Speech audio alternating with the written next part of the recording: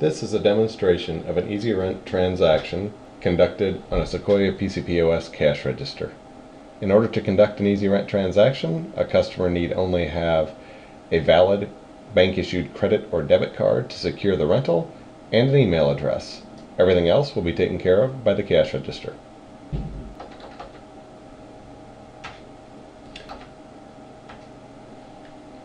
Since EasyRent transactions require an email address which are attached to Sherpa customer IDs, I've decided to have my cash register prompt for the customer ID to start. I can override the necessity of entering a customer ID by simply typing 3 X's if the transaction will not include any rentals. Entering the customer ID up front allows the register to bring the customer information, including the email, into memory and keep it in memory through the entire transaction.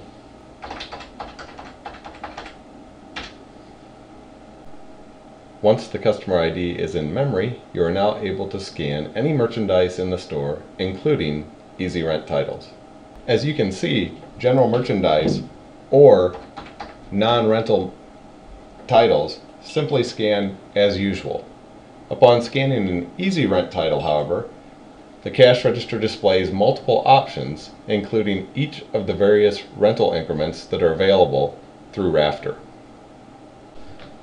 Upon selecting any of the EasyRent options, the register will display the email address that's on file for the customer ID already entered, and you have the option to either accept it or change it as required at the cash register.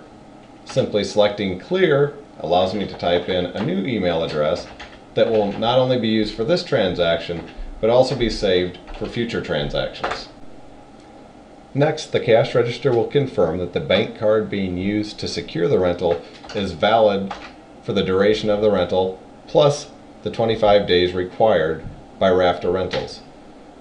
Once the expiration date is approved, the cash register prompts for a card swipe in order to capture a token on behalf of Rafter.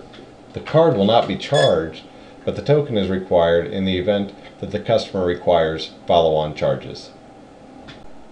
After securing the rental, you can add additional items, add additional rentals, or subtotal to complete the transaction. Upon subtotal, the customer can pay by any tender that they choose, including financial aid, store gift cards, or a campus card.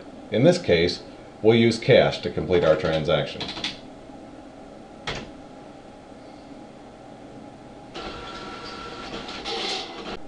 The transaction completes by updating local reports and inventory and electronically sending the EasyRent information and customer information to Rafter. That's it.